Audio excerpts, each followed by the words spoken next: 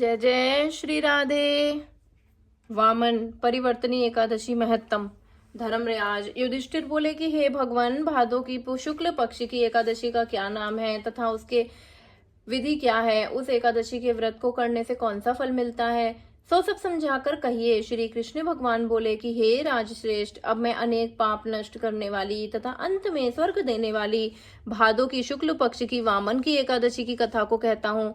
आप इसे ध्यान से सुनिए। इस एकादशी को जयंती एकादशी भी कहते हैं। इस एकादशी की कथा के सुनने मात्र से ही समस्त पापों का नाश हो जाता है। इस एकादशी के व्रत का फल वाजपेयी यज्ञ के फल से भी अधिक है। इस जयंती एकादशी की कथा से नीच पापियों तथा उद्धार हो जाता है। यदि कोई धर्मपरायण मनुष्य एकादशी के दिन मेरी पूजा करता है तो मैं उसको संसार की पूजा का फल देता हूँ। जो मनुष्य मेरी पूजा करता है उसे मेरे लोक की प्राप्ति होती है, इसमें किंचित मात्र भी संदेह नहीं है। जो मनुष्य इस एकादशी के श्री वामन भगवान की पूजा करता है वह तीनों देवता अर्थात ब्रह्मा, विष्णु, महेश की पूजा करता है। जो मनुष्य इस एकादशी का व्रत करते हैं उन्हें इस संसार में कुछ भी करना शेष नहीं रहता। इस एकादशी के दिन श्री विष्णु भगवान करवट बदलते हैं, इसीलिए इसे परिवर्तनी एकादशी भी कहते हैं। इस पर श्री युधिष्ठिर बोले कि हे भगवान, आपके वचनों को सुनकर मुझे महान संदेह हो रहा है कि आप किस प्रकार सोते तथा करवट बदलते हैं। आपने बलि को क्यों बांधा और वामन रूप धारण करके क्या लीलाएं की? चातुर्य मास व्रत की विधि क्या है तथा आपके शयन करने पर मनुष्य का क्या कर्तव्य है?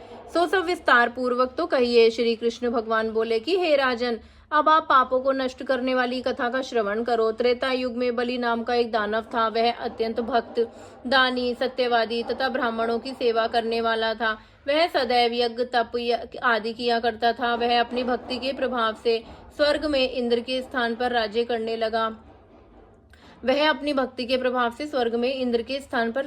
लगा। इंद्र तथा अन्य देवता इस बात को सहन न कर सके और भगवान के पास जाकर प्रार्थना करने लगे। अंत में भगवान ने वामन रूप धारण किया। मैंने तेजस्वी ब्राह्मण बालक रूप में राजा बलि को जीता। इस पर राजा युधिष्ठिर बोले कि हे जनार्दन, आपने वामन रूप धारण करके उस बलि को किस प्रकार जीता, वह सब विस्तार पूर्वक मुझे समझाइए। श्री कृष्ण भगवान बोले कि हे राजन, मैंने वामन रूप धारण करके राजा बलि से याचना की कि हे राजन, तुम मुझे 3 पैर भूमि दे दो, इससे तुम्हारे लिए 3 लोकदान का फल प्राप्त होगा।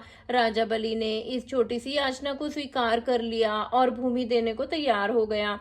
तब मैंने अपने आकार को बढ़ाया और भूलोक में पैर, भुवन लोक में जंगा, स्वर्ग लोक में कमर, महालोक में पेट और जनलोक में हृदय, तपलोक में कंठ और सत्यलोक में मुख रखकर अपने सिर को ऊंचा उठा लिया। उस समय सूर्य, नक्षत्र, इंद्र तथा अन्य देवता मेरी स्तुति करने लगे। उस समय मैंने राजा बलि को पकड़ा और पूछा कि हे राजन, अब मैं तीसरा पैर कहाँ रखूं?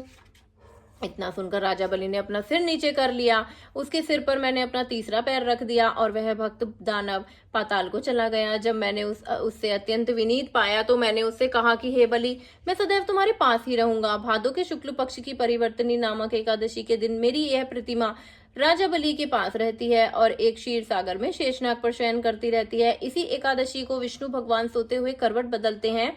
इस दिन त्रैलोकी के नाथ श्री विष्णु भगवान की पूजा की जाती है। इसमें चावल और दही सहित चांदी का दान दिया जाता है। इस दिन रात्रि को जागरण करना चाहिए। इस प्रकार व्रत करने से मनुष्य समस्त पापों से मुक्त होकर स्वर्ग को लोक को जाता है। वह स्वर्ग लोक में जाकर चंद्रमा के समान सदैव प्रकाशित रहते हैं। उनको इस लोक तथा परलोक दोनों में यश मिलता है। जो इन पापों को नष्ट करने वाली कथा सुनते हैं उन्हें अश्वमेघ यज्ञ का फल मिलता है। राधे राधे।